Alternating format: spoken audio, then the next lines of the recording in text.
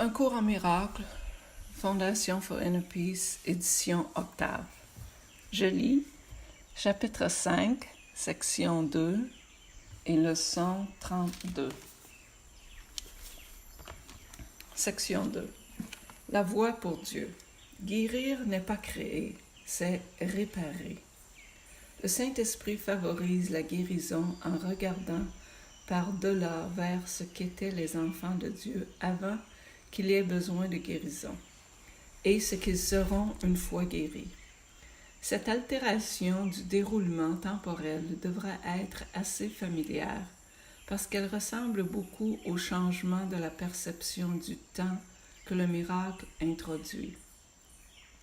Le Saint-Esprit est la motivation de l'esprit de miracle, la décision de guérir la séparation en la lâchant prise. Ta volonté est encore en toi parce que Dieu l'a placée dans ton esprit. Et bien que tu puisses la garder endormie, tu ne peux pas l'oblitérer. Dieu lui-même garde ta volonté vivante en la transmettant de son esprit au tien, aussi longtemps qu'il y a le temps.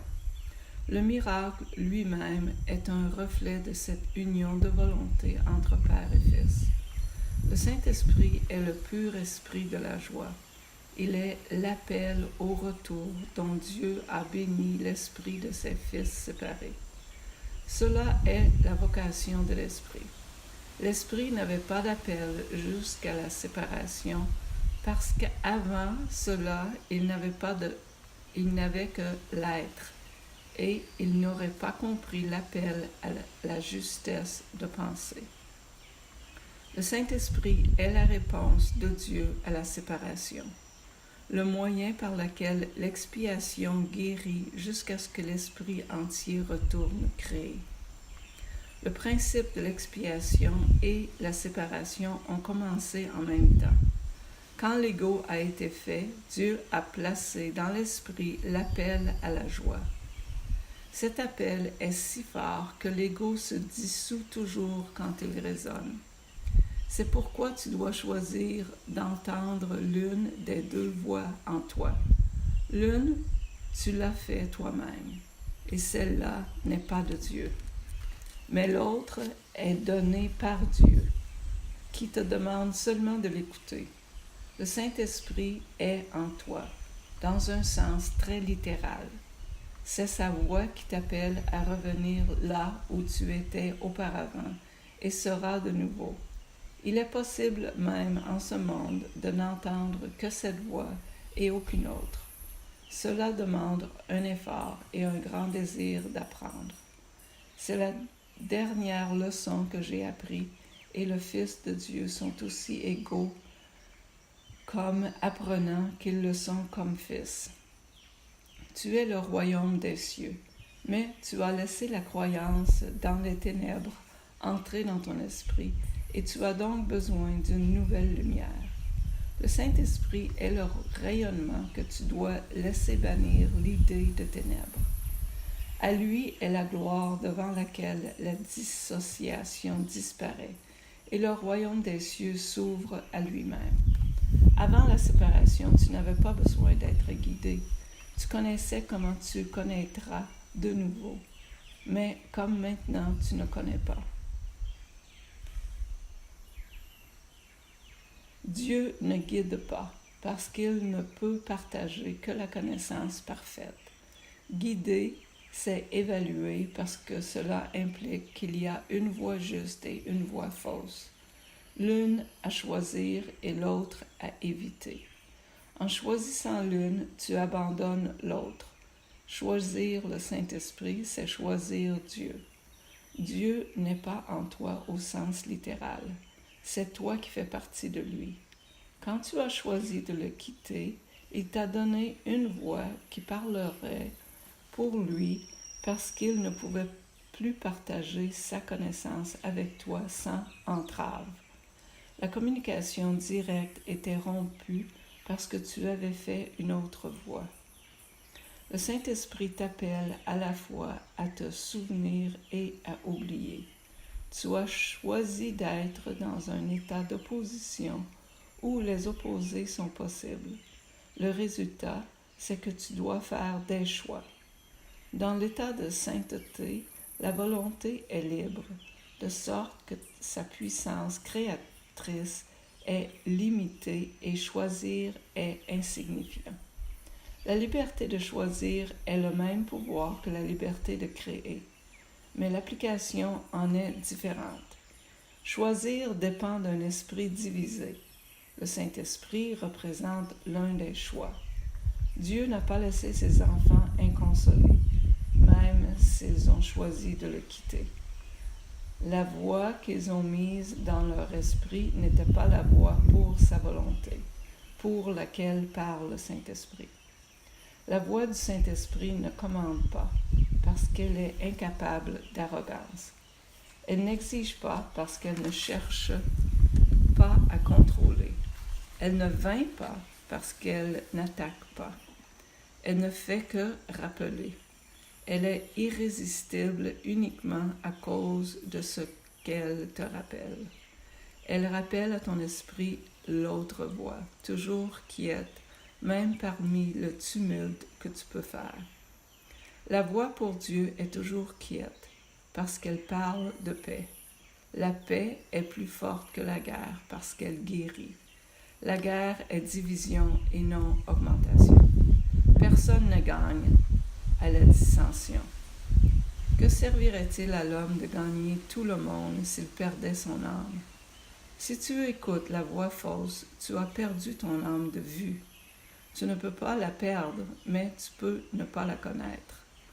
Elle est donc perdue pour toi jusqu'à ce que tu fasses le choix juste. Le Saint-Esprit est ton guide pour choisir. Il est dans la partie de ton esprit qui parle toujours pour le choix juste, parce qu'il parle de Dieu. Il est ta communication restante avec Dieu que tu peux interrompre, mais point détruire. Le Saint-Esprit est la voie par laquelle la volonté de Dieu est faite sur la terre comme au ciel. Et le ciel et la terre sont en toi, parce que tous deux ont leur appel dans ton esprit. La voie pour Dieu vient de tes propres autels à lui. Ces autels ne sont pas des choses, ce sont des dévotions. Or, tu as maintenant d'autres dévotions. Ta dévotion divisée t'a donné les deux voies, et tu dois choisir l'autel où tu veux servir. L'appel auquel tu réponds maintenant est une évaluation parce que c'est une décision. La décision est très simple. Tu choisis celui des deux appels qui a le plus de valeur pour toi. Mon esprit sera toujours pareil au tien, parce que nous avons été créés égaux. C'est ma seule décision qui m'a donné tout pouvoir dans le ciel et sur la terre. Mon seul don pour toi est de t'aider à prendre la même décision. Cette décision, c'est le choix de la partager, parce que la décision même est la décision de partager. Elle est prise en donnant, et c'est donc le seul choix qui ressemble à la véritable création. Je suis ton modèle de décision. En décidant de choisir Dieu, je t'ai montré que cette décision peut être prise et que tu peux la prendre. Je t'ai assuré que l'Esprit qui a décidé pour moi est aussi en toi et que tu peux le laisser te changer comme il m'a changé. Cet Esprit est sans équivoque parce qu'il n'entend qu'une seule voix et ne répond que d'une seule façon. Tu es la lumière du monde avec moi. Le repos ne vient pas du sommeil, mais de l'éveil. Le Saint-Esprit est l'appel à s'éveiller et à se réjouir. Le monde est très fatigué parce qu'il est l'idée de lassitude. Nous avons la joyeuse tâche de l'éveiller à l'appel pour Dieu. Chacun répondra à l'appel du Saint-Esprit, sinon la filialité ne peut pas être une. Quelle meilleure vocation pourrait-il y avoir pour n'importe quelle partie du royaume que de la ramener à la parfaite intégration qui peut le rendre entier. N'entends que cela par le Saint-Esprit en toi et enseigne à tes frères à écouter comme je t'enseigne. Quand tu es tenté par la voie fausse, fais appel à moi pour te rappeler comment guérir en partageant ma décision et en la renforçant. Comme nous partageons ce but, nous augmentons son pouvoir d'attirer la filialité tout entière et de la ramener à l'unité dans laquelle elle fut créée. Rappelle-toi que joug signifie joindre et que fardeau signifie message. Réformulons. Mon joug est doux et mon fardeau léger. Réformulons, mon joug est doux et mon fardeau léger. De cette façon, joignons-nous les uns aux autres, car mon message est lumière. Je t'ai enjoint de te conduire comme je me suis conduit, mais pour cela, il faut que nous répondions au même esprit. Cet esprit est le Saint-Esprit. Donc, la volonté est pour Dieu toujours. Il t'enseigne comment me garder comme modèle de ta pensée, avec pour résultat que tu te conduis comme moi. Le pouvoir de ta motivation jointe à la mienne est au-delà de la croyance, mais point au-delà de l'accomplissement. Ce que nous pouvons accomplir ensemble n'a pas de limite, parce que l'appel pour Dieu est l'appel à l'imiter.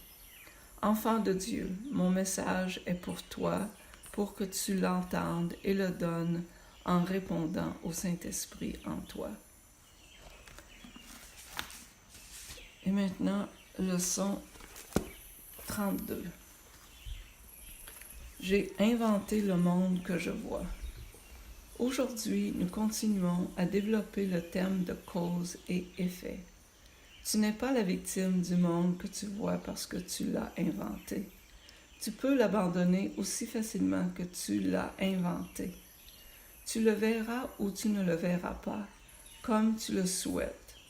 Tant que tu le veux, tu le vois. Quand tu ne le voudras plus, il ne sera plus là pour que tu le vois. L'idée d'aujourd'hui, comme les précédentes, s'applique à tes mondes intérieurs et extérieurs qui sont en fait les mêmes. Toutefois, puisque tu les vois différents, les périodes d'exercice d'aujourd'hui comprendront de nouveau deux phases. L'une concernant le monde que tu vois à l'extérieur de toi et l'autre le monde que tu vois dans ton esprit. Durant les exercices d'aujourd'hui, essaie d'introduire la pensée que les deux sont dans ta propre imagination. Encore une fois, nous commencerons les périodes d'exercice du matin et du soir en répétant l'idée d'aujourd'hui 2 ou 3 fois tout en regardant alentour le monde que tu vois extérieur à toi. Ensuite, ferme les yeux et regarde alentour ton monde intérieur. Essaie de le traiter tous les deux aussi également que possible. Répète l'idée d'aujourd'hui sans te presser, aussi souvent que tu le souhaites, tout en regardant les images que ton imagination présente à ta conscience. Pour les deux périodes d'exercice plus longues, 3 ou 5 minutes sont recommandées, mais pas moins de 3 sont requises. Tu peux y mettre plus de 5 minutes si tu trouves l'exercice reposant. Pour faciliter cela, choisis un moment où tu prévois peu de distractions et où tu te sens raisonnablement prêt. Ces exercices sont aussi à continuer pendant la journée aussi souvent que possible. Les applications plus courtes consistent à répéter l'idée lentement en inspectant soit ton monde intérieur, soit ton monde extérieur, peu importe lequel tu choisis. L'idée d'aujourd'hui devrait aussi être appliquée immédiatement à toute situation susceptible à te bouleverser. Applique l'idée en te disant « J'ai inventé cette situation telle que je la vois. » Merci.